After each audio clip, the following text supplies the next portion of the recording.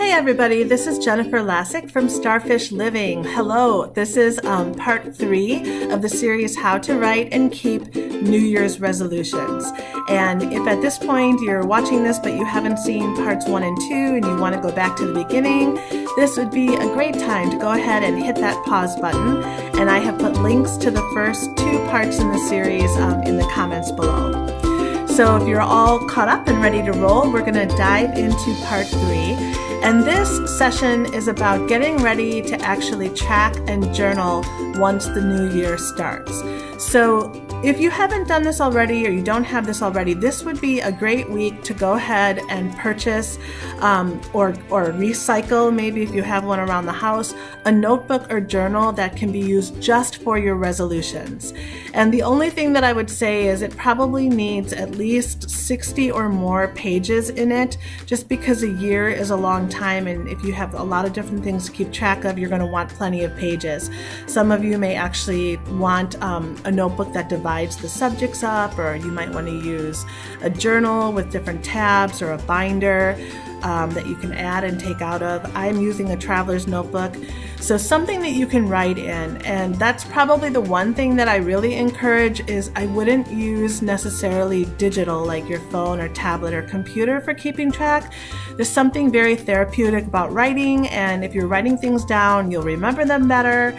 They'll be on the forefront of your mind, and also then you can kind of flip back and forth and take a look at your progress as you go along. So just a thought, I would definitely use the written word for this one. And then the other thing that you want to start gathering is different tools, charts, inserts, worksheets that will help you track the action items that are going to help you reach your bigger goals.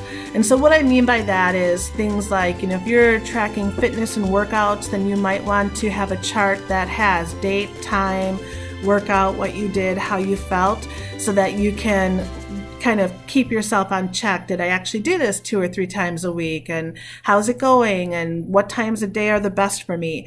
And on the screen, you'll kind of see some of the different things that I'm using, printables that I'm using to try to keep track of my goals. You can find these kinds of things. You can Google them and then look at Google Images and print things out.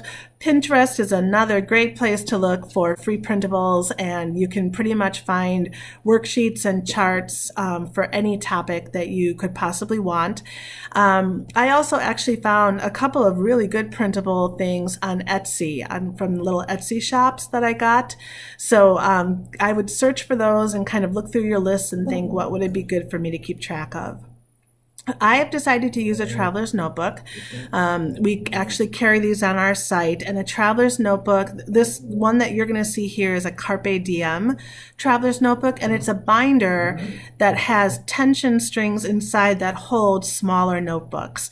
And while I'm a huge planner fan and I keep my planner with me all the time and use it for scheduling and work things and home and errands, I just wanted kind of a separate place to keep my resolution writing. So I want to take you inside and kind of show you how I set this up. So you see there are different notebooks, different topics. First one's resolutions in general, fitness. The third book is finance. And then my last book there is prayers and inspiration.